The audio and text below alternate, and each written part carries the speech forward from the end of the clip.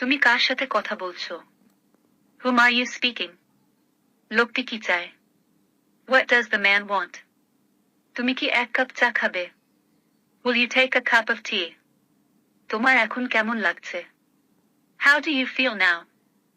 আজ খুব গরম তাই না? Today is very hot, isn't it?